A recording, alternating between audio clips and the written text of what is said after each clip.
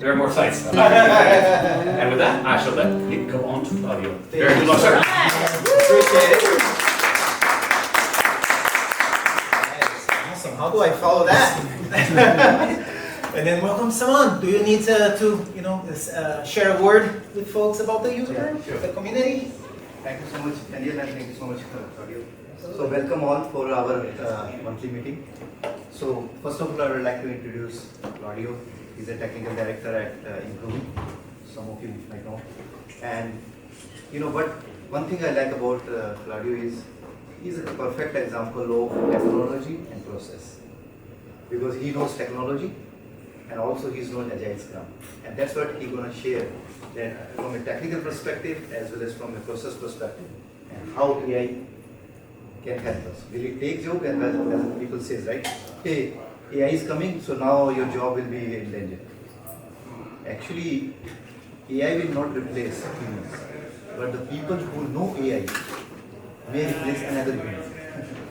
Right? So Claudio will take more into detail. So let's give a round of applause to Claudio. Appreciate it. Thanks everybody. I am really excited. I'm like beyond myself about this talk. It's a brand new talk. I was cooking this one up until like 1:30 last night. I'm really excited about it. Can't wait to share some of the goodies there. I like the title of this talk. Really like AI to keep your job or join our stand-up. Because mine has actually joined my stand-up, and I'll go over that in just a little bit. So Claudio, Lassala, you have my email up there. I've been a technical director at Improving for many years. I've joined Improving almost 9 years ago now. It's been a while. I've been in software development since the mid-90s. I'm originally from Brazil. If you're wondering where that cool accent comes from, that's where. I've been in the US for over 23 years now. And when I started working with computers, that was maybe before some of you guys started working with it, but back in the days of Xbase and Fox Pro and Clipper, that was like 30 years ago when I started, right? Now, coding is not what I do in my spare time. Because a lot of times, people think, oh, Claudio is a technologist. He goes back home and he is coding through the evening. I'm like, I am not, right? So I understand some of technology, I like technology, but I like when it solves problems for me, when it makes me better, when it enables me to help others be better. Those are the lenses that I put technology through, right? So that's why I have like, why do you have on your slide those things? It's so not business-like. It's like, because yeah, for the next hour, you're going to be hearing things that you apply in business, but life would go beyond that. And that helps me just opening perspective and seeing opportunities and tools and technologies through a whole different mindset. That's helping me, right? So that's why I have that thing there. Very good. Also, I've been blogging for 20 years now. This is the month that I'm celebrating 20 years of blogging. That's over 550 posts that I've put out. So I put out a little short book with 20 lessons from these 20 years. Later in the presentation, I'm going to have a little QR code if you'd like to get that book for free through the end of the month. I'm giving that away. And so AI has joined my Scrum. It's so fun for a program. Let me start my timer here as well, because this is the first time I'm giving this talk, so I want to make sure that I have a good pace. Or if I don't, that's what I use our video later to see where I messed up. Alright, so before or after I had the title for this talk, the following thing happened. That was 2 weeks ago at my sprint retrospective meeting, right? We are with the team right now. It's the two of us, myself and my teammate, and we are doing our retro, like, oh, what can we do better, and this and that. And usually following that, we have a special session called Lessons Learned. Oh, isn't that what retro is about? It's like, no, we go a little bit deeper. We go into like, what were the things that we have learned during this sprint that has enabled us to pull off whatever the tasks were, or what are skills that we had previously that came in handy this time?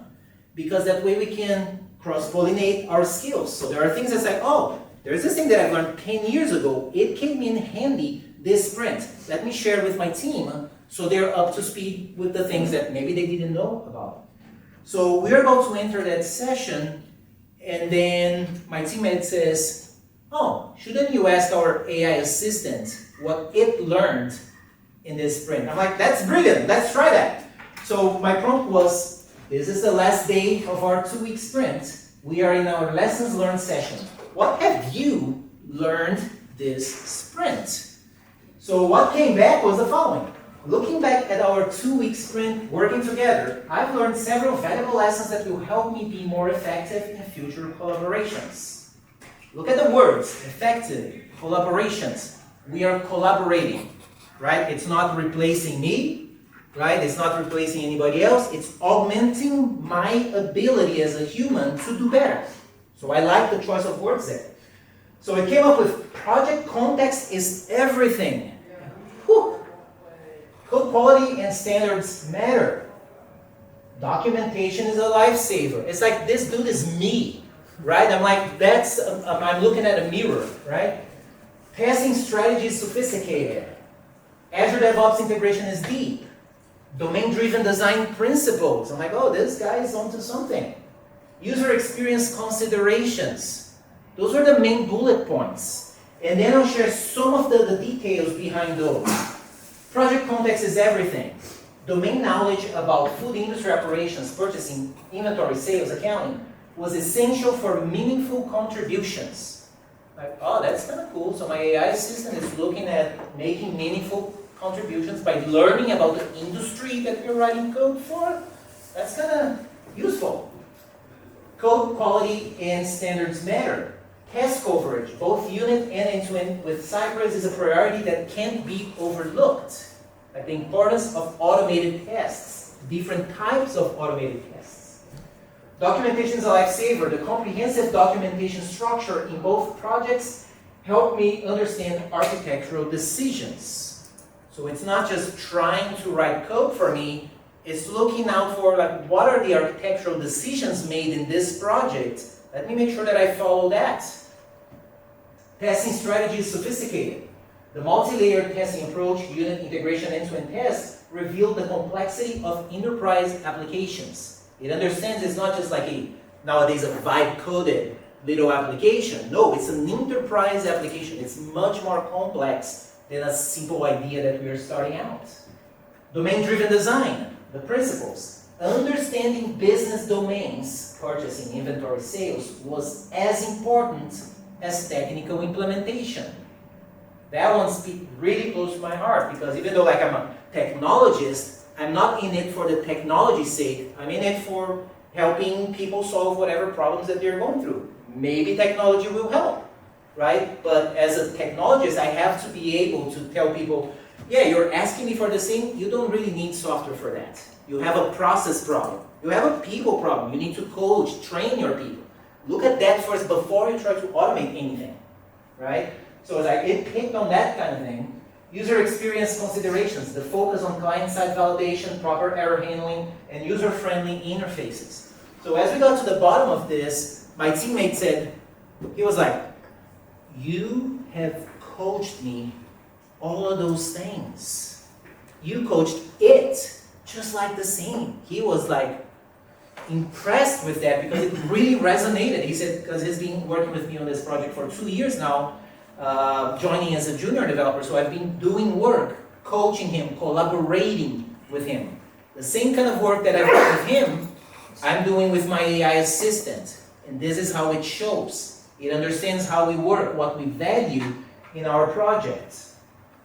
And then it ended with what I'll do differently next time. Like, okay, start with domain understanding before diving into technical implementation. Understand the domain, the business domain first, before you try to implement anything. Review existing patterns more thoroughly before suggesting changes. Consider the full testing impact of any modifications. Leverage existing documentation more effectively for context. While a lot of us don't like reading documentation much, well, AI assistants, they thrive in that. If you do have good documentation, it will use, it will read, and it will read so much faster than any of us can. right? So it changes the thing about, yeah, like developers don't often like writing documentation and maintaining documentation because it's a chore, it's horrible. But we leverage AI assistants to create the documentation that we need as humans and that we know that AI will need to get the job done properly, right? And think about the user journey, not just the technical solution, right? So developers who only focus on the technical stuff, they are missing out on the user journey, the people, the human-centered notion of software development that a lot of people skip on. So this is where I saw like AI has joined our Scrum. It's like we are asking our AI assistant, what did you learn in our project through our interactions? What came out? Like, whoo, this is powerful, right? So it just helped me illustrate the need for this talk here. So what you see and what you get in this talk, you're gonna see attend tonight's talk, the thing that I put together that I tailored to an hour presentation, not knowing your guys' background. So I don't know if you're a developer, if you're a QA person, if you're a business analyst, if you're a product owner. I know nothing about it. So I had to consolidate in 1 hour a ton of things that what I want to achieve here is just to get your mind thinking like, oh, you can do that? Or, wait, you can do that? I want you asking those questions. And as you see that, depending on what I'm showing on the screen, if you see the sign here, it means that like right now we're seeing 1 or 2 slides. If that piqued your interest, I have a ton of blog posts and videos because we have our friend Hizu here recording videos like this and posting, so I can point you to those resources where you can learn more, right? And then at the end, you fill out a little survey form so I can send the slide deck and a list of blog posts and videos that you can, deepen your learning on those topics. Any questions before we continue? What is Cypress? Cypress is a library to write end-to-end tests, like functional tests, Okay. where it automates the browser. Right, so it's from the user's perspective, like replicating the person's perspective through the user's journey. I just didn't recognize that. Yeah, kind of like Selenium is another one that people use a lot. Yeah. It's that. Okay. Thanks for asking. Yes, sir. So Claudio, wonderful. One question. So when you mentioned AI, did you use Copilot or any specific AI tool which? That is a great question, right? Am I using Copilot, ChatGPT? Yeah. So here's the point that I will make. Yes, I used all of them, or many of them. So the tooling, while I will be mentioning, for this I use this tool, for this I use that tool, maybe make note of the tool that I mentioned, but do not get married to the tool. Get a good understanding as to why am I doing that and what am I using that tool for, right? Because right now, the tooling in AI, it's like crazy. You pick a tree, there's like half a dozen, 2 dozen that are gonna. Yes. So if you try to keep up with that, impossible. So, and even though I'm like a technologist, I do not fully understand how these tools all work, and I don't really care because what I want to is like, okay, I have this problem here, and I need to solve, and it looks like this thing here will help me get there. So, okay, I'm gonna try that. So there are things that I started with like using ChatGPT. It took me so far, and then as a developer I had a need for something else, and then I started using a tool called JetBrains Writer, and then I migrated over to Cursor because it fit better what I was trying to achieve. And then I showed that to other developers. Some will say, oh, that's amazing. Others will say, oh, there's this other tool that's 10 times better. Yeah. Like, better for you, maybe not necessarily for me. So that's the main thing I want you to get. It's like, what am I using the tools for? And then you can do a research and say, is it Copilot better? Is it this tool better? Because there's so many tools, I'm not going to say, use that one. Cool? Joseph, yes. Would you say it's like, like somebody like creating a wood model, like carving a statue, like they don't use necessarily just one tool, they just use multiple tools based on the situation? Yeah, and it's whatever works better for that person. right? So that's why when people say, oh, that tool is much better than the other one. Well, maybe it's better for you, not for me, right? So there are tools that they work really well for people who are like verbal thinkers. I am a visual thinker, an object visualizer. So tools that rely more on visuals, they work better for me. If I have to type too many words, I get lost into that because I do not think in words, I think in images, right? So learn that about yourself and see what works best for you, not for others. Like I see all these videos like, oh, if you're doing this thing, you're doing it wrong. I'm like, Mr. or Mrs. YouTuber, how do you know that I am doing it wrong? You do not know me. You have no idea where I come from. Stop telling people that they're doing things wrong. At least they're doing it, they're trying, right? So cool, we're gonna get off of that soapbox and get into another one. So in preparation for this, and that was actually part of it. I was telling Lynn just before we started, because I have all of these like 20 years of blog posts and like about 40 transcripts from talks that I've given in the Spirit, even though I gave like hundreds, but I don't have videos for all of them.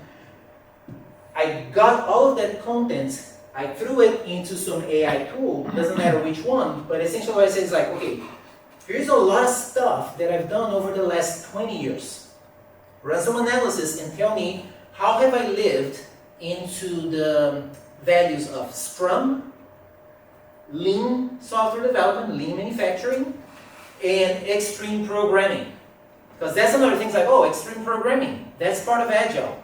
I don't hear people talk much about that, but I know that I've learned that 20 years ago, and I've internalized that. That's why I don't go out there saying, oh, I do XP, I do XP. Like, that's right, it's already internalized. But the analysis that came out is like, yep, I did that all right. Yep, I did that all right. So I took all of this information, how I've been practicing actually in real life, right? I know that I was doing like things that is, nowadays we call it Scrum or we call Agile. I was doing before I knew there was a word for it. I remember like late 90s, I was still in Brazil. I was doing the thing of like going over to Lynn and say, oh, explain, show me what you are doing. Oh, let me see what's on your desk. The sticky notes that you take note. Oh, the phone call that you're taking. Who's that? Why are you doing?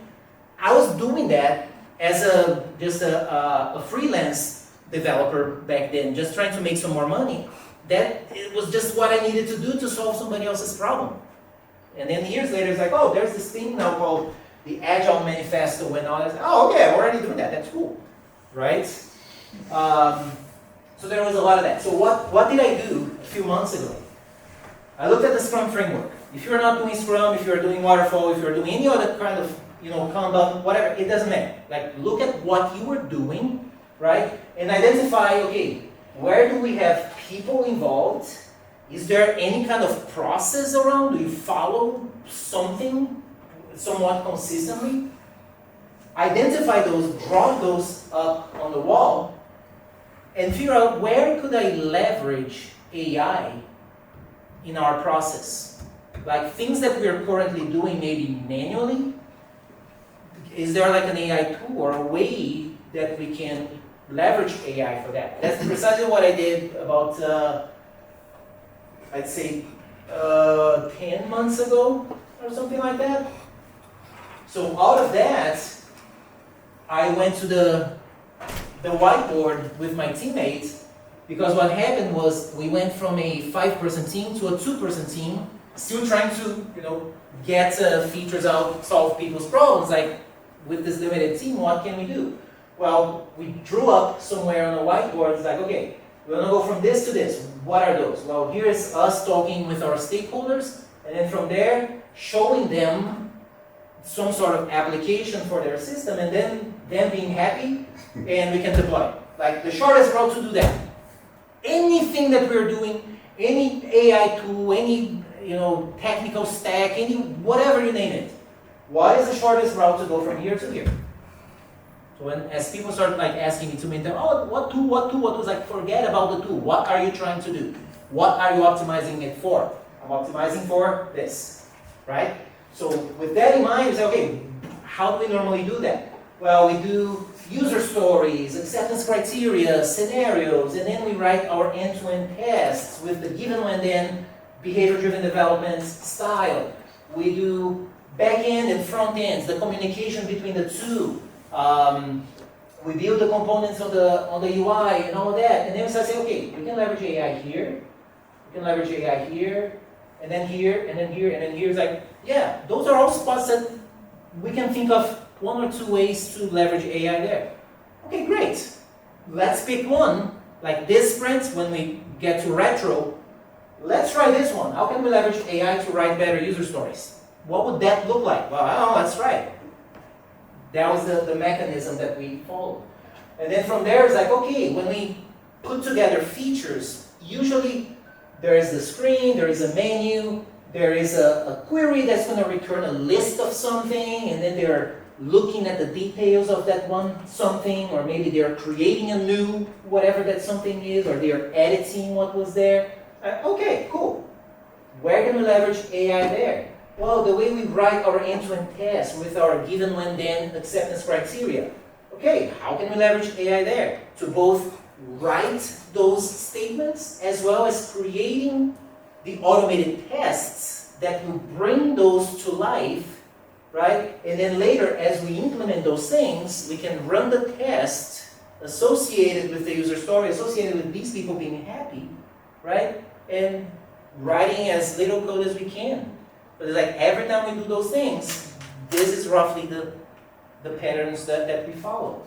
So we identified those and kept going. So we thought, okay, as per the Scrum guide in the 2020 version, they've changed so that instead of saying, oh, product owner, Scrum Master, those are roles, they are no longer roles. They are accountabilities. What's the difference? Roles are usually associated with a person, right? Accountabilities, it's more like it has to happen. Who the person is, it doesn't matter. Because sometimes it's like, well, can a developer in a Scrum team be also the Scrum Master? Yeah, why not? Because if you think of Scrum Mastering as an accountability, it's something that has to happen. You have to make sure that you understand the process, the team understands the process, and it's being followed. If that's happening, who the person is, doesn't matter, right? So as we think about those accountabilities, I do see some overlap, because you may have developers who play a little bit the role of a Scrum Master or a product owner. Like, this is part of my experience has been this. As often I am like the most senior person on the team, just because I've been doing this for many years, I end up being a developer who helps the product owner who just got their certification, right? Like, okay, I'm doing the product ownering thing here. I do not really know what I'm doing. Can you help? Like, yeah, I can help because I know the value of collaboration, conversation, user stories, how to do it. How do user stories differ from the old waterfall use cases? Like, I can articulate those things with those guys. So I always recommend, hey, oh, you're a developer there writing code, curly braces, semicolons. Yeah, you should think or learn how product owners think. You should learn how Scrum Masters think, right? You should bridge a little bit over, go over that bridge to understand that a little bit better. And then thinking of those, how can I leverage AI so that when we are looking at those accountabilities, we have some sort of assistance, right? So I asked myself that question. I asked myself the question of, you know, we have these meetings, and a few months ago I saw this video where the title was, Agile is dead, right? I watched the video, and then I see the comments, on the video.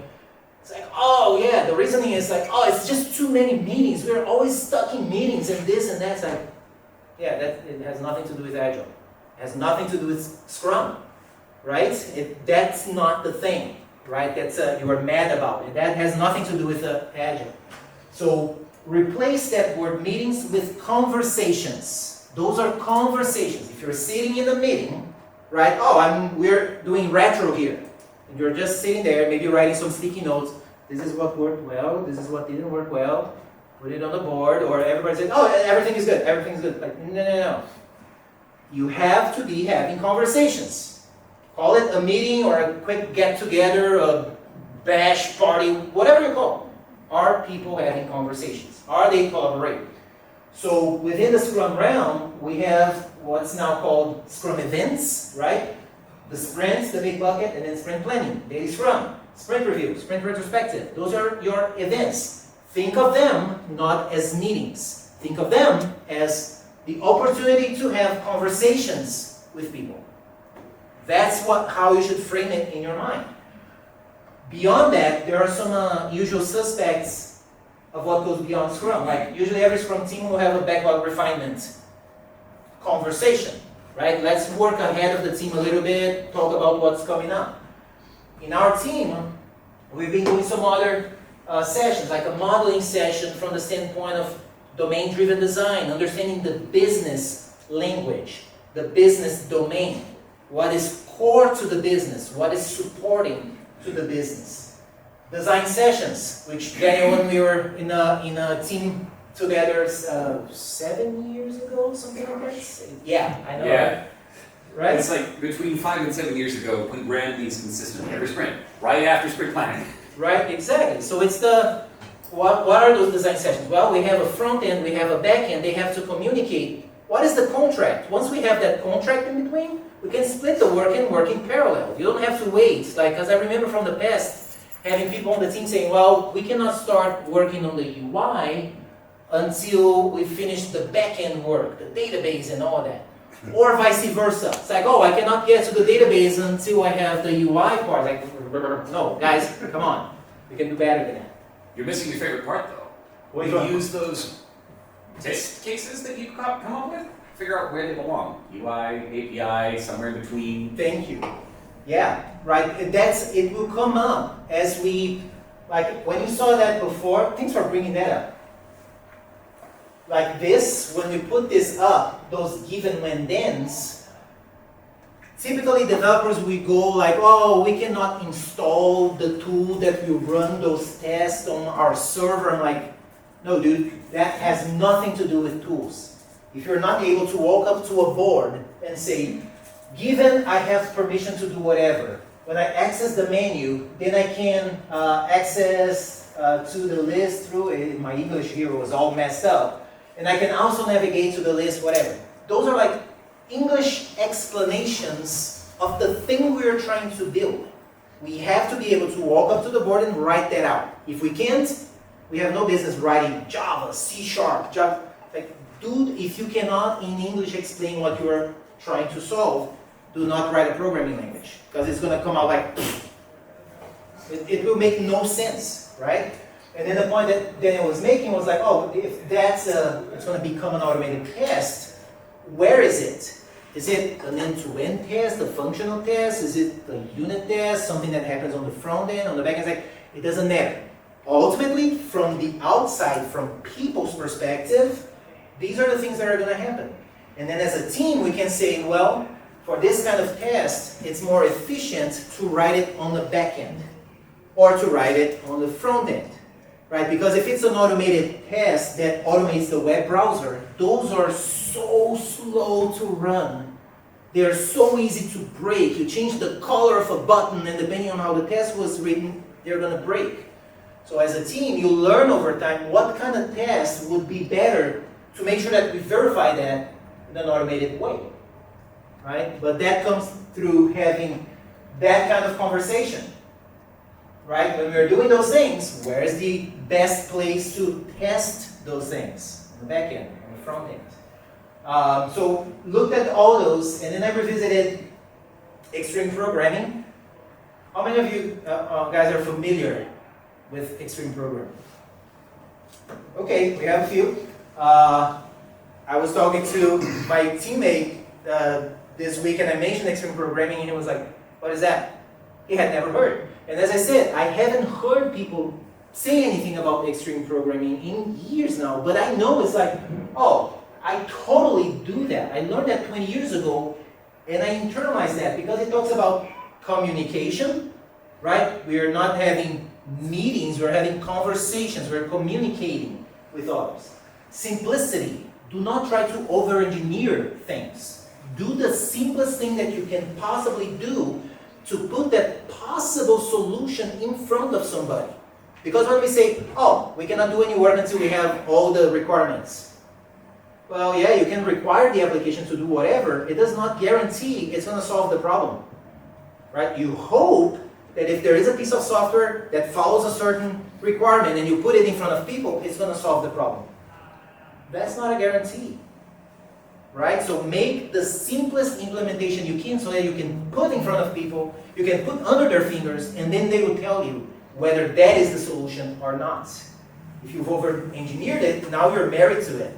And developers will do that a lot, like, oh, I don't embrace change because I spend a lot of time creating that database and all those stored procedures and all this middle tier and all this. Now you're telling me I have to change that? It's like, yes, I am, because that doesn't matter how beautiful your code, your architecture was, it didn't solve the problem, right? So it's something to think about. Feedback, getting feedback, constant feedback, courage. The courage to say, this is the code, the feature that we've implemented. We showed it to the people who should be benefiting from it. They said it's not going to work. So having the courage to say, okay, that doesn't work. Into the trash it goes. Let's try something else. It takes courage to do that. Respect, right? We're all learning. Software development is an act of learning. You're always learning. Sprint after sprint, iteration after iteration, you're learning. And then the more specific practices. Pair programming. Yes, having two people on the same computer tackling the same problem at the same time. Which to a lot of people is like, that makes absolutely no business sense. Right? It does. And I'm sure that I practice that because now I'm practicing that with AI. So all of the muscles that I've built over the years with human beings, now I'm practicing that with AI. Right? Asking questions, telling you to do things, making sure that I articulate what I'm thinking to the other party to get something done. And when it gets something done, I ask, oh, why did you do that? Oh, ask me if you have questions. It's a muscle that I've been practicing for years. So people who have not, that is going to be challenging, right? If you're not used to that kind of collaboration. TDD, BDD, whole team approach. Like you don't have, oh, this guy only does front end, this guy only does back end.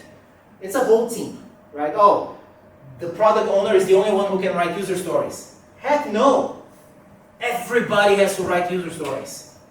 Even more so, I'd say the team is even more responsible for writing those user stories. Because they're the ones interpreting those stories and implementing it, right? Coding standards, collective code ownership, all these things. Again, how can we leverage AI in all those things? Have a look at this little comic strip here and see if it resonates. If you've seen that before, if you've done that before. I know I have, and I've learned. Right? You have somebody who's supposed to be walking up to like a Scrum board, an Agile board, whatever you call it, and you say, okay, write a test describing how you're going to perform that work. And then you get the person like, oh, I know what I'm doing. It's a do-it task. Anytime I see a do-it task on the board, it's like, can we have a conversation? Right? Because when we do that, I know that when I did that, it's like, the do-it is because I do not have a clear picture in my head of the steps that I'm going to have to take to execute that. So I just say, yeah, let's do it. How long is it going to take? Oh, about like 8 hours. It may take 5, it will probably take 25. Or like the dude here, like several weeks later, the do-it is still doing. Like, so how far are we into it? How many hours left? 8. Next day, 8. Next day, 8. Right? And from previous experience, that's usually in teams like low trust teams, where if they are looking at those tasks to calculate the burn down chart, they're like, oh, I don't want to add more tests because that's going to mess with our burnout charts. The bosses are not going to like that. It's like, you're not going to like that what we are seeing, those charts reflect reality. Because reality is, you may start with like, do it. You spend 2 hours into it and it's like, ooh, now I know what we are supposed to do here. It's going to be 3 hours on this task, 5 hours on this task, 20 hours on that task. It's like, well, yeah, when you get to that task, it's going to become another. But that's just reality. You have to build a culture within the team that's high trust. It's like, boss, yeah, I said do it. It was going to take me about 4 hours. I spent 2 hours. Now I know more. It will take more than that. this is reality. We need to confront reality and work with it. Next time we will do better because we're going to remember this situation. So guess what? AI can do the same thing. If you tell it, hey, do this thing, and you don't give it more, it will say, I know what I'm doing, and then several weeks later, it will be there. Processing. Oh, yeah, I know. Oh, now I see the problem. Oh, now I'm going to try this different approach.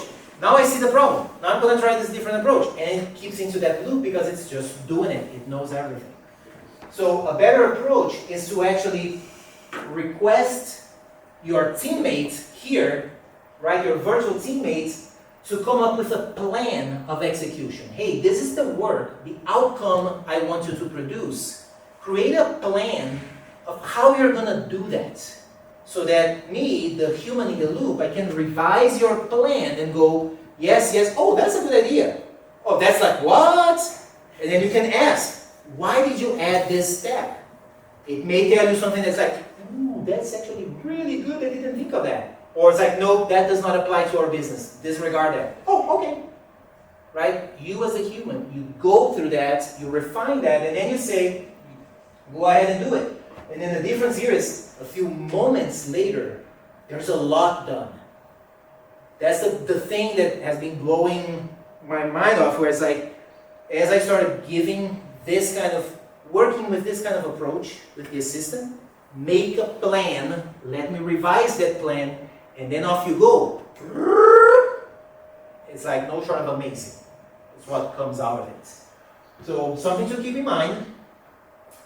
Then moving on from that, from chatty to clarity, the whole working with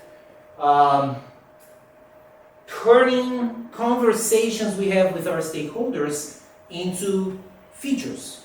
So that step in between that we have in many Agile teams is to write user stories. So we have to translate what we hear from the stakeholders into user stories or something that we're going to assign to the delivery team, the development team, to produce that. So how do we go about that? And sometimes those meetings you have like people talking over each other and it's hard to get something out of it. With my current team, we've been recording with the client's authorization, recording every single conversation that we have. Because that way, instead of having some of us taking notes and sometimes like losing the thread, we don't take note anymore. We keep focused on what the humans are saying, right? And we let the AI transcriber give us a summary of things. And that has been invaluable because sometimes the stakeholders will come up with some explanations that it's still like, I don't quite understand what that means, how that is valuable to the business. Well, the AI transcriber, because it's a business-oriented one, will translate that gobbledygook that came out of people's mouth into like, this is why it's important to this business. And then you take that transcription, you dump it into some AI and say, create user stories out of this. Because these are the problems that people in the room were describing. They were just not doing a great job at articulating their ideas. Not all of us do that, right? We have ideas and we fail at getting those ideas out of our minds into other people's minds so that they can execute that. Well, some AI tools, they do really well at doing just that, right? So that's been saving us a lot of time. So for example, Saman, give me like, what is a problem that you face like leading a community? Like what is a problem that's like, oh man, yeah, that is usually problematic. First is getting the people, right? Getting people? Getting the people's time, right? Because in the community, right, everybody is busy. Yes. Having people's time, right? And especially the productive time where they can contribute and also they can get back something, right? Okay. Like give and take, right? So that's one of the things. Okay, how would we articulate that? If you were to like try to ask people to help you address that, like how would you elaborate on that? Well, first of all, we should talk about the purpose and why we are doing that. Because what happens is sometimes we more focus on what and Yeah. how, And we complicate the situation so much that people don't know, hey, what I'm doing. Like for example, sometime in a project, right, developer wonder, hey, what actually we are trying to achieve. Okay. Right? So, So- that's why Yes. should be well 100%. So from the context of running a community, Yeah. right? Let's try to like pin it down to that. What would make your life as a community leader easier? If you were to say like, oh, if I had this one thing, whatever that thing is, what could make your life a little bit easier? I mean, see, any community to survive, right, or any community to flourish, there are two things required. The one is what you are offering to the community, Okay. right? Because as a human, right, we all always have a reciprocation mindset. Okay. Right? What you are offering to the community, that's one thing. And then second thing is how you are engaging people. Okay. Because mind needs engagement, right? People can be member of any community, they can sign up, oh, I'm a member. But unless they engage in some activities, right, Okay. so they will not get, they will say, I'm a member, but I'm not get engaged in anything. Right? Okay. So let me pin that one in. Let's give a shot to that one.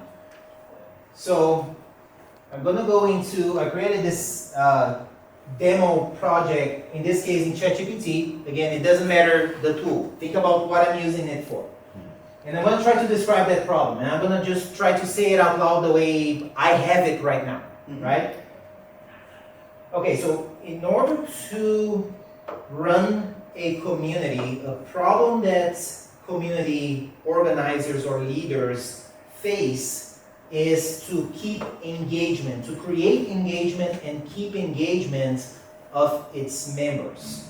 So what would be a good approach or some possibilities to create a system that could enable people to do that in a better manner, optimized for that kind of experience? So what it's doing, it's again, instead of me spending time typing, because when we type, we are self-editing. We put 3 words out and it's like, oh, I don't like that word. So we are self-editing, we're not letting it out. When you talk, it's like, yeah, if you said something, it's like, okay, no, let me say that again. At least you got something out and it's moving forward. That's what I just did, right? So it did a transcription and it's like, okay, I'll go with that. And then I'm gonna come here and say, create some user stories for that. And then here's the first pass, yeah, right? And it wrote some user stories for me, right? Now those, and I'm skipping some steps because often people learn user stories with the, I forgot the name of the standard, but it's the one where you go, as a, I want to, so that. I have a beef with that because the most important part of that sentence is the last one, and it's the last one, the most important part. It's the why part. So I like flipping that around. In order to, it's like that is the value of the thing that you're trying to solve. In order to feel motivated to participate and share, as a community member, I want to receive recognition when I contribute value. And then I put it in front of our stakeholders and say, does that somewhat resemble what you're saying? Maybe so, maybe not. If not, okay, how could we make it better? But now we have something in front of us both to have that conversation, right? Acceptance criteria. Members receive acknowledgement when their posts, questions, and answers help others, and this and that, and then scenario. Acknowledging helpful contributions. Given something something, when something something, then something something. Notice that here, there's nothing technical about it. Several times people who have this gherkin language, which is the term for it, I just call it given when then because it's given when then, everybody knows what that means in this context. And then we say, when I click on the button, like button, that is not what the person wants to do. I don't want to get out of bed in the morning and say, oh, I want to run this application and click on buttons. No, you want to do something. You want to, like, when community leaders or peers express recognition, that's what they're trying to do.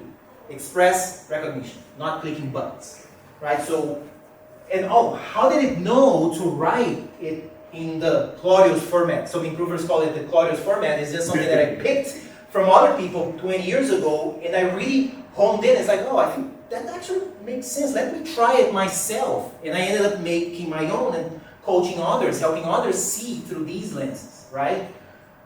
Now, how did it come out like that? Remember I said this is a demo project I've set up.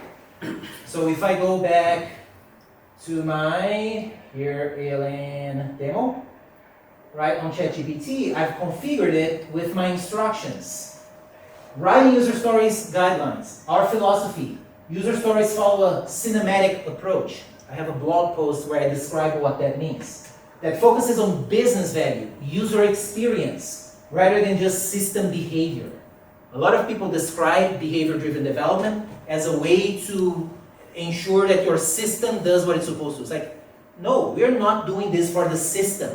When we do that, that's where we end up with like, as the system, I want to, like, as the system, are we there yet where the systems are telling us what they want?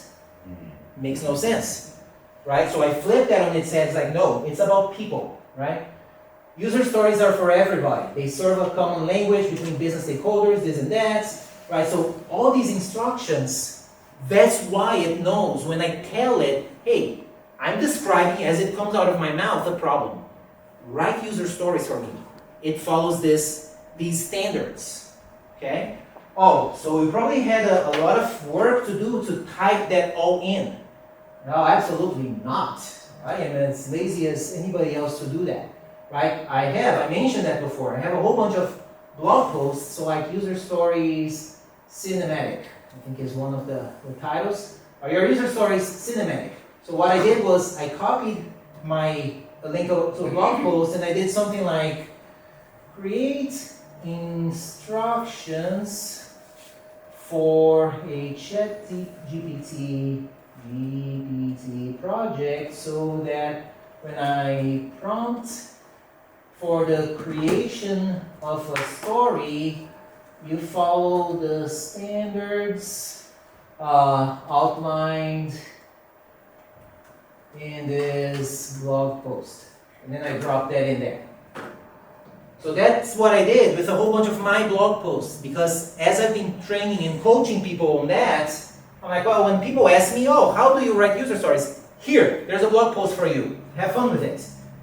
So I do the same thing with AI. I'm leveraging all of this knowledge. So we call ourselves knowledge workers, right? This is where knowledge comes in. Make it work for us. My knowledge is doing the work for me, right? So it's like, you're building an asset. When you do something like this, you document your lessons learned, you're building an asset that will keep paying off over time, right? So that's how those instructions came up. Like, oh, acceptance criteria, this is how we do it. Scenarios given and then, this is how we do it. And we focus on the past, present, future when writing the given and then. Those are all guidances that I give people, that I've been giving people for the last at least like 15 years. I just tell AI, hey, here, read this, create instructions for that. So going back to the Copilot, ChatGPT, it doesn't matter. It's what I'm using it for. So you can do the same thing in whatever tool you say. It's like, here, read this thing, write instructions for me. Next time I ask you to do something, use this thing here. Okay? All right. Good. Let's keep moving. My goodness, time flies by when we're having fun. That's it. I'm having a lot of fun. Are you guys too? Yes. Yeah? Okay, good. Just checking. All right. And questions. And I noticed nobody took the splash seat here in the splash zone, so I'll take it. Any questions? Yes. So, like when you were saying utilizing your voice versus typing, would you say that is more effective in achieving the objective? For me, it is, because I'm getting that stream of consciousness out of me. Because again, we all as humans do that. We start writing something on paper, or typing is even worse. We type 2, 3, 4 words, whatever. We are reading and it's like, oh, that's not good. Backspace, do something else. So you're never moving forward. When you are talking, you're always moving forward. So even if like, oh yeah, the sentence that I said a minute ago, this is actually a better way to say it. No problem. You got it out, and then AI can clean up that afterwards. Once you got all of those words out, and this is a practice that I do a lot. I have a voice journaling project in ChatGPT that when I'm driving back home and I have like this idea that's bugging me, or it's like, don't forget to do this, or you have all these things, like, okay, I hit the recording button the way I did on my ChatGPT on my phone, and I say, voice journaling, and I say, blah, blah, blah, and then it just knows, because that project is configured in such a manner, the only response it gives me is noted. Because I told it, do not tell me, oh, that's a great idea, and blah, blah. You're absolutely right. It's like, don't tell me anything, just say noted. Because when I'm back home, I'm like, okay, it's time to revisit that. I just tell ChatGPT, clean up those thoughts and reformat for reading. So it puts like bolds and things like that. And if I mention something about taking action on this or this idea, it will group, and then I can go like effectively, yep, that was the idea, yep, that was the idea. I got it all out. Oh, that's I find that extremely interesting, because it's like, yeah, we do naturally we do naturally tend to autocorrect ourselves a lot, and Yeah, we're not moving forward. yeah, I did that like using DeepSeek, and I was like, yeah, so There you you'll go. read it back to yourself, and then Yeah. when you try to type the response, you're just basically like, I want to sound more technical, more, and you're not Right. necessarily getting the response that you actually need versus Yes. the one that it's going to give you. So Exactly. Yeah, so that's it. Thanks, that was a good question. Great, let's keep moving, because there's still, oh my goodness. All right. Risk of late stage validation. A lot of teams I've worked on, I've seen this pattern where people would work on the iteration, the increment, the sprint, do a lot of hard work, get to sprint review or whatever conversation meeting you have with your stakeholders, they would look at it and go like, that's not it. Back to the drawing board. It's like the myth of Sisyphus, right? You go all the way up, rolling that boulder, you get up there, it goes back, and then you start all over. That's how it felt in so many teams, right? Because there was this breakdown, communication breakdown, or maybe there was no communications, like, here are the requirements, have at it. And then people would do their best to interpret those requirements, put it in front of people, and once people see results, like, I've had this, like, you guys did exactly what we asked you for. Now that we see it, yeah, that's not it. It's not going to solve our problem. So how can we shorten that distance to say, yeah, we'll get there. Let's put something in front of you so that you can critique, not criticize, critique, and say, that's a great idea. That will help with us with that. Can we change this one thing here and that one thing there? It would be even better. Sure, we can absolutely do that, because that's the process that we follow, right? So alternatively, the best thing would be for every sprint review, to be very incremental. You're always making progress forward. You do a little bit, you show it to the stakeholders, they go like, that's great, that could be great if we change this thing, and you really diminish the whole, scratch that. That is not at all what we need. No, it's always like, we're always making progress forward. That's the ideal situation. So AI tools for instant prototype. So it's been very fun to do this kind of demo where we come over here and we say, oh yeah, we have those, let me grab those, or at least one of those user stories, because it could take a few minutes longer than necessary. So I'm going to take that one user story. I'm going to hop over to one of the tools that allow us to like build an application without, hey mom, I didn't write any line of code, look at that. It's one of those tools, right? So it's called Google's AI Studio. You go under build, and I'm gonna say here like, create an app for this. And I'll just paste that story there. And I'll say, okay, off you go. Is it doing the thing? I guess I have to hit the run button. Right? It will do the thing. It will write the code, build an app with its best interpretation of what that thing was. They've changed this. It's kind of interesting. Yeah. Yeah, they changed this like this week, the way that they are doing this. But it's explaining like how it's building whatever it, oh yeah, I was used to this. It usually used to go here, right? So it did its thinking for about 22 seconds, coming up with a plan. That's what it was doing. It looked at the user story, the acceptance criteria, the scenarios, like, oh, let me come up with a plan for that. And now it's executing its own plan. It's creating all the code. When it's done, it's going to show the application on the screen. The point with this is you can be in a room with stakeholders having conversations, and once you've got a grasp of something, like, give me just a moment, hold on. Something like that. And you can continue that conversation from there, as opposed to, okay, let's go back to the drawing board and do some designing and figure out what databases we need and what cloud infrastructure we're going to use and and spend like 3 sprints to bring something up and say something like that. Yeah, no. Like here, it's going to be immediate. And if you are using, I didn't get there yet, a tool for that yet, but something that's already, as I said, we are recording our meetings. It is already transcribing. It's like I want to find a tool that's like, give me the transcription up to this point, because I want to like turn those into user stories, build a little prototype for us as we're having the conversation here.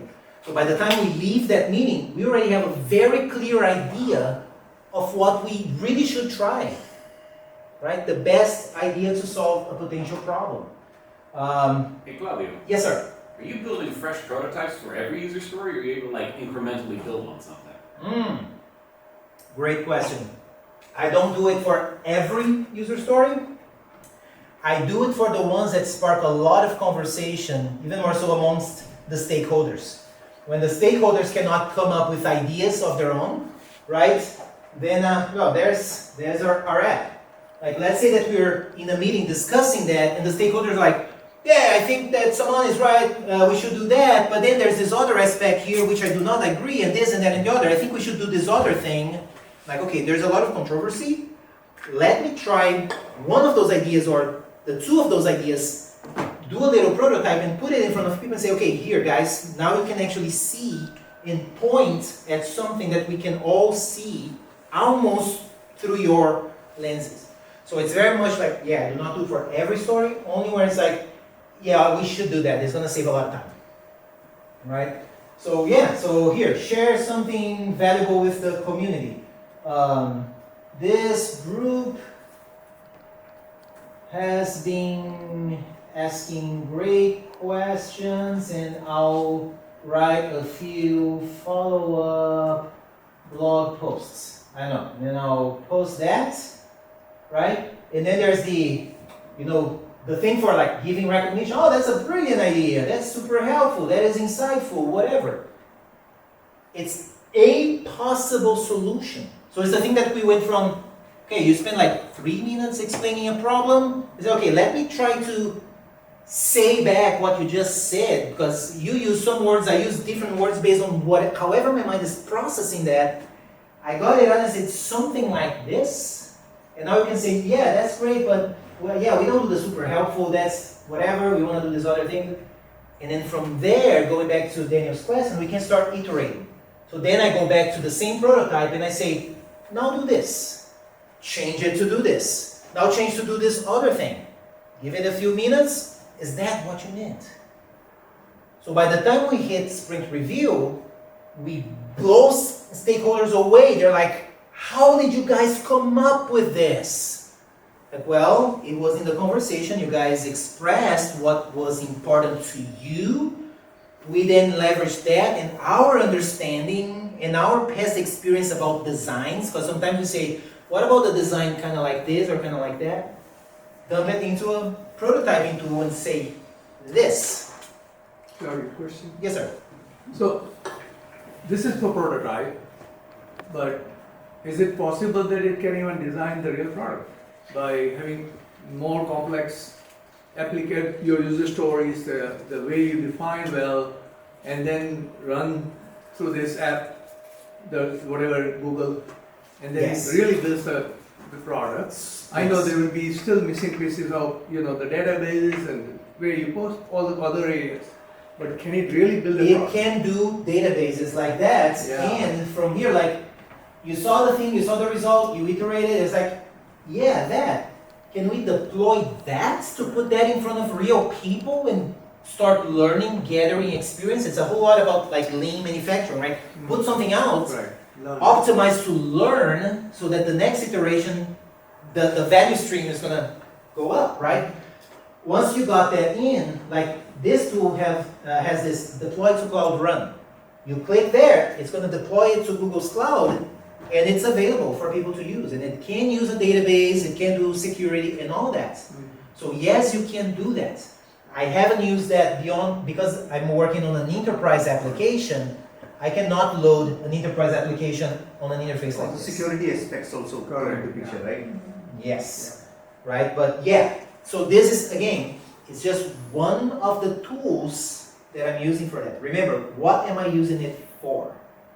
Right, so depending on what I'm using it for, maybe I'm not gonna use this tool, I'm gonna use other tools that are more tailored to the kind of thing that I'm trying to get out of it.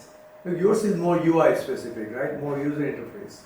The one you use it, right? Yeah, But some because middleware or any systems kind of designing work, and those tools might require different. that's why, like, I like this one because the user interface is what people see and interact with. So that's why I'm focused, like, I need stuff that people can actually see and interact with. And then you take the UX and put it in the enterprise tool and bam. And that's exactly what we're doing. We do some of these prototypes like this, run it by the stakeholders. They understand, it's like, oh yeah, the company branding is not there. Sometimes we even like put the company branding. That's the thing that's mind blowing. You take a screenshot of the company's website, you paste it here, and you say, make it look like this, the branding, the colors. Okay. And then out comes the thing like, And they're blown away. it literally works like that. I have done that, and clients they go like, how'd you do that? It's like, because that's the other thing, like as I said, as a visual thinker, sometimes I cannot quite easily come up with the verbal explanation, but I can like, that's another thing that I do. I draw up, like, oh, maybe a screen that has this and has a button here that when we click goes to the other thing. Thank you, appreciate it.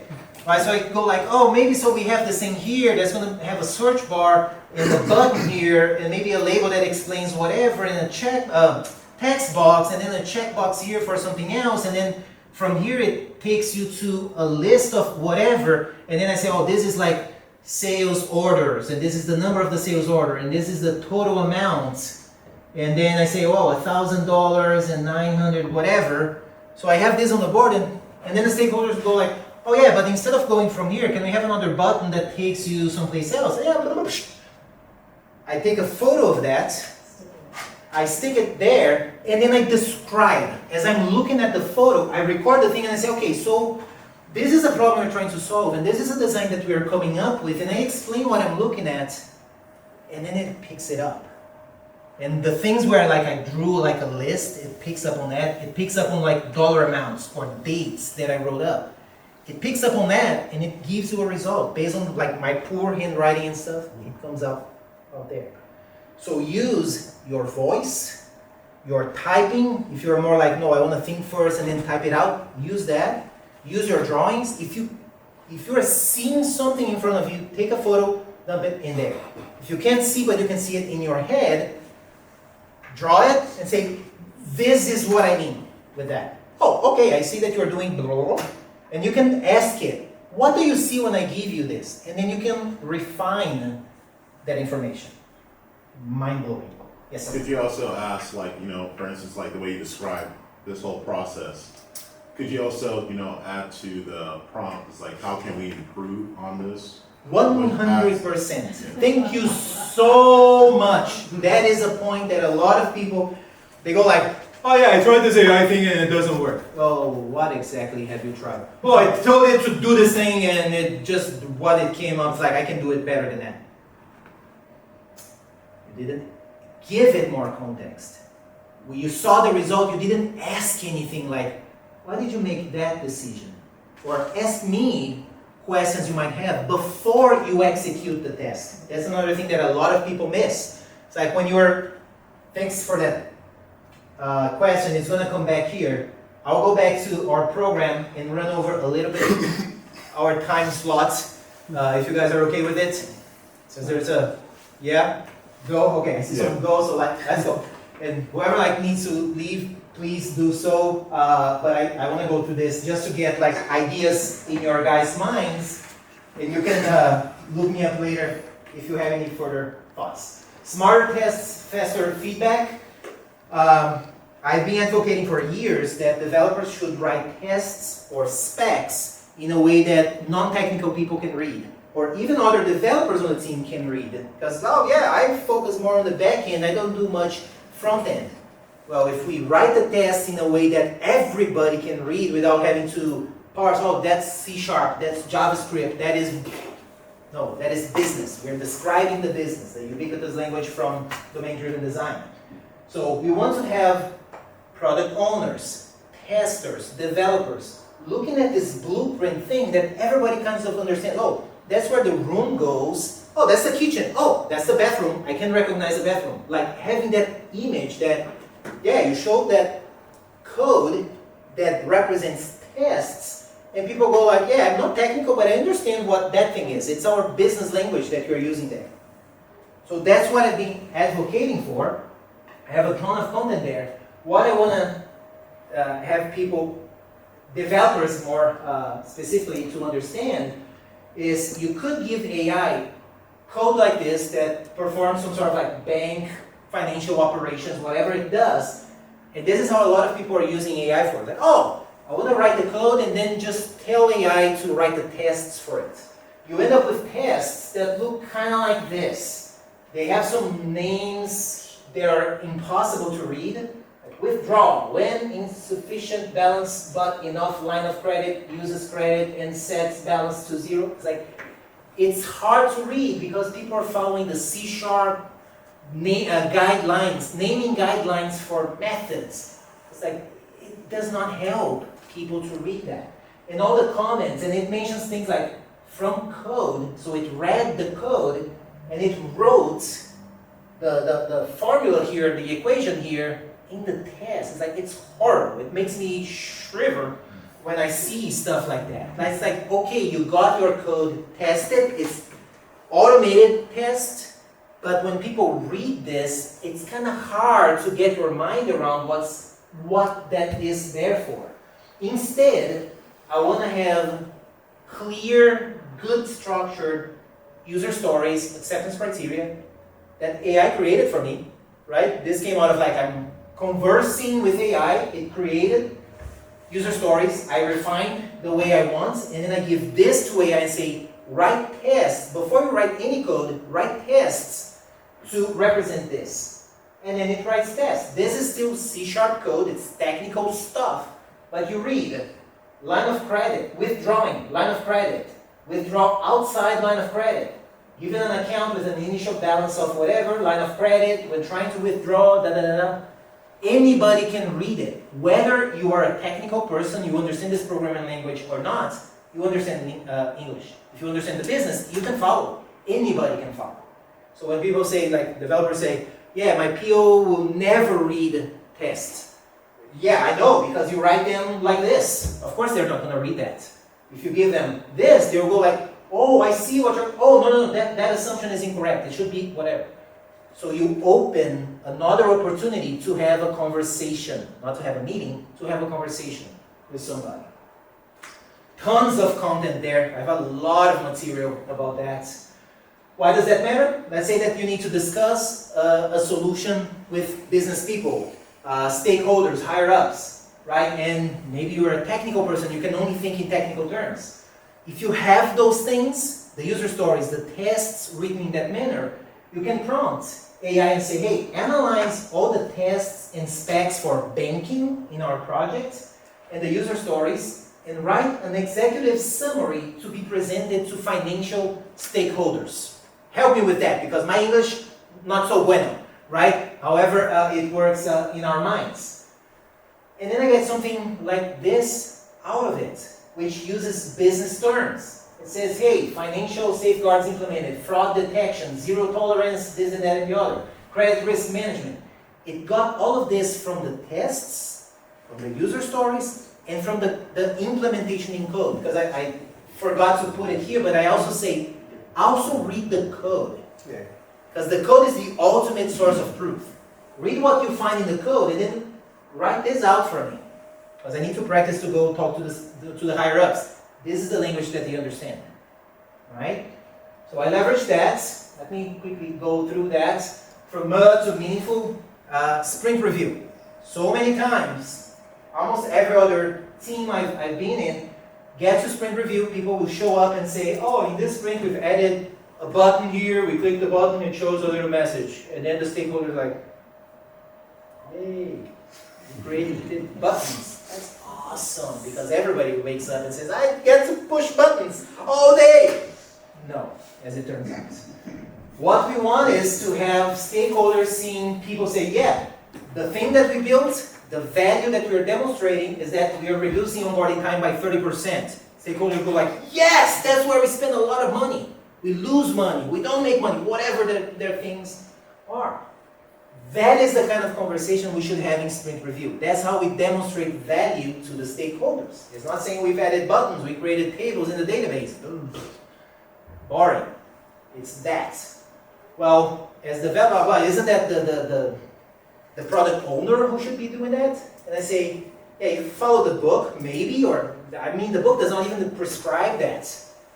I favor team members, developers, QA people, anybody contributing to the solution, to step up and give a talk to the stakeholders to say, this sprint, this is the value that we brought to your business. Why does that matter? Because now the business goes like, oh, they're not relying on the product owner to tell us why this is important. The team members, the people doing the curly braces and the semicolons, they actually speak our language. I trust these guys. Do whatever they tell us that they are suggesting us to do to solve our problem, because they are looking out for us. They're seeing through the curly braces into our business needs. It changes the dynamic, right? So tons of content there. So something that I've done was like prompting AI to say, hey, we have finished this story. I need help creating a great presentation for a sprint review to show off the new features to the stakeholders. See this file here that we have in the project, which has information about the main product, as well as information on how an important stakeholder uses the system. Because for that, I knew a stakeholder that was going to be there, and here there was information about that stakeholder. So I said, create and tailor that script for that sprint review based on that. And then sure enough, it created something to say, hey, focus on user value. In this case, it's something for track day, motorcycle track day riders, creating checklists for their activities. Focus on user value. How the new user addresses real rider needs. The problems we are solving. Rider challenge. Track day preparation is complex. There are many items to remember. Equipment, logistics. The consequences. What happens when riders forget critical items? Safety risks. Wasted time and money. It's speaking directly to their stakeholders. People love that. That's what they come into those events, those conversations for, is to see that. It's like, what problems have we solved for us? If you have those user stories, if you have those tests, if you take that care of how you write your code, AI will help you along the way. It will coach you into public speaking, like right there, dude. And if that comes out and you don't quite understand, you ask it. It's like, okay, I cannot quite talk to those points. Can you help me? Because I don't ride motorcycles. I only drive cars. Can you draw some analogy so I can grasp that? You work with them like that, right? Getting there, so grow your team and yourself. I've been using AI, as I said, to keep practicing coaching others. So the practice that I've had coaching people, I keep honing that skill coaching AI, right? Writing documentation, writing instructions, and then the humans on the project can also leverage that training. Using AI for each of those accountabilities. So for the product ownership accountability, how can you leverage AI? User stories, acceptance criteria, and so on. Scrum Master, making sure that you're asking the questions. Are you running a retrospective meeting? You should. Why are you not running? Do you need help structuring your retrospective? AI can help you fulfill that accountability. Complements XP, so TDD, test-driven development or test-driven design, pair programming, it complements that. The guardrails, the writing instructions, like my instructions to how do we write user stories. Those are guardrails. So if you just say, do this thing, write user stories, and you don't say it anywhere else, any other way, it will just give you something, not necessarily what you need. If you're telling it to write a feature, and you just say, do it, it may not follow SOC compliance, it may not follow HIPAA compliance, it may not follow cybersecurity protection and things like that. You may have to tell it, right? You need those conventions. Those are the guardrails, because that's a lot of people don't like AI because like, oh, I tell it to do things and it creates these solutions that are impossible to use. They're unsafe and this and that. Like, did you put some guardrails around it? Oh no. Why? Doesn't AI know everything? It's like, no, it doesn't. Right? You know what's important to you, what you value. You tell it, and then it will follow that. And build AI literacy together. So if you're in a team, you say, I'll try this thing with AI, right? You try this other thing with AI. At the end of the sprint, let's get together. I try this for the following reason. This is what I've learned. What did you? And then you grow those capabilities together as a team. This has been invaluable. Invaluable. Been doing this with my team for about 8 months now. Sprint after sprint, we see the results that come out from this deliberate practice. Let's try one thing that we're going to leverage AI for. Absolutely amazing. What you should be doing your next sprint or iteration, find one thing to try out. Whether it's getting AI to write user stories for you, to flush out your thoughts, you say it out loud, something that you're trying to convey. Use AI for that. You have an idea for an application, prototype it. Get one that's like dozens of tools like AI Studio to give you a little prototype. See what comes out. Try it. Document what you've learned. Measure impact. Whatever that looks like. Like measure something. Like, oh, I noticed that, this thing that it used to take me like 4 hours to accomplish, now it takes 30 minutes or 5 minutes because I'm using AI here and here and here. That all adds up. So keep track of that. Because then you can go like, oh, is this AI thingy worth it? Yes. How so? Here's the data to show you. Here's what I've been tracking. This is what I've learned so far. My thought is I want to have the conversations with people without having to worry about the technology. I want to have the people that I've been conversing with happy with the results. And I want to extract technology out of the conversation as much as I can. We should not be focused on the technology. We use technology to create the user stories, to implement mock-ups, to implement prototypes, to write the codes, to deploy it somewhere for people to use it. So yes, technology is there, but I want to make sure that we are focusing on people. So that is part of the call to the talk is what AI can do and what AI cannot do. AI cannot have empathy with anybody yet. So it's for us in the room, reading people's body language, people's reactions to things, people's concerns, because that's how we're going to find solutions to their problems.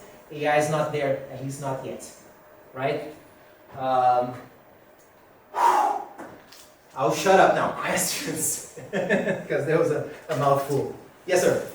So would you say like AI is like a smart baby? You just gotta like guide it? It is a very excited and energetic assistant you always have to tell it where to start from. So it's almost like you're hiring a junior developer, and then it's always the first day for that developer, right? Always assume it knows nothing. Hence the importance of building documentation as you go. You tell it to do one thing, it doesn't quite do it well, you get it to help you write documentation so that next time it knows better. Next time it goes better. A month later, it's like it's starting from scratch, except that it's gonna read all of that documentation and get up to speed like that, Wow.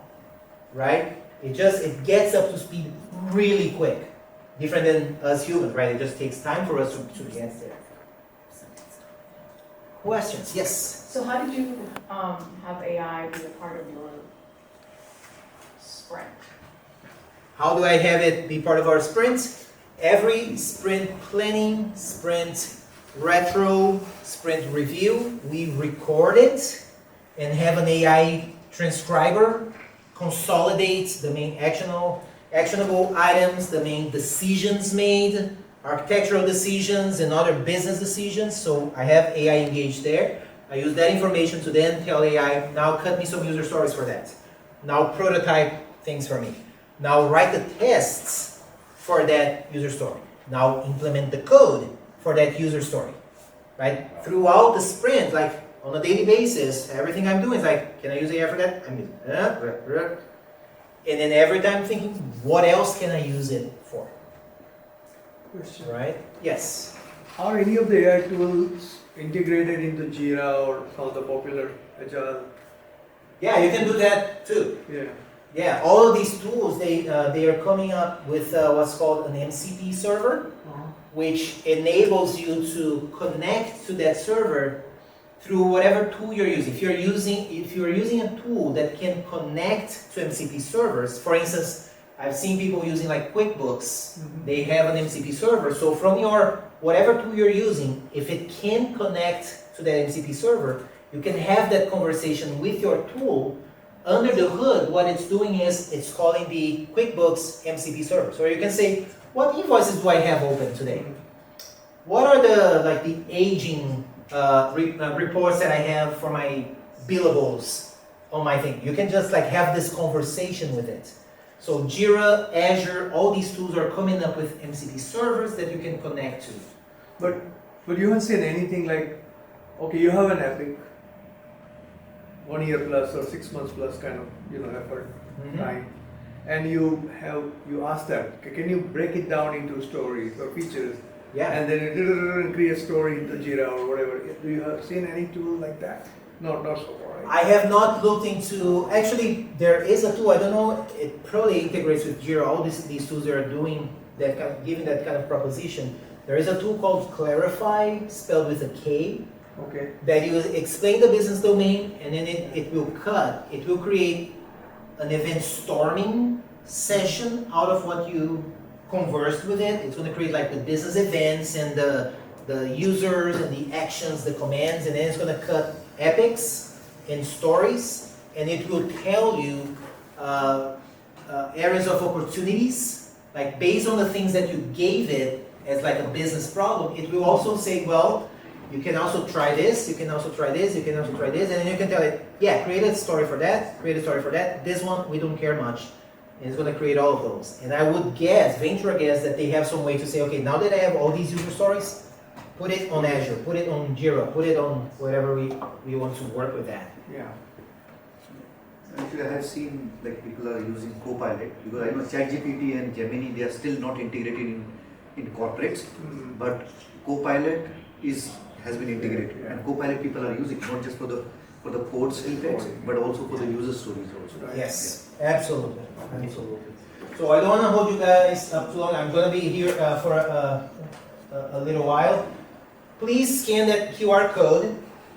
That way I can send you the slides and a lot more information so that you can go deeper into some of these topics that I really had to just go over it real quick to get your minds going oh, you can do that. It's yes.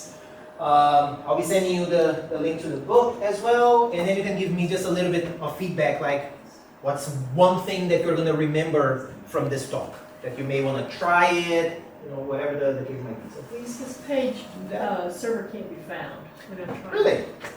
No, I was able to do it. How was it? I was able to do it. Yeah? Okay. Are you able to get online?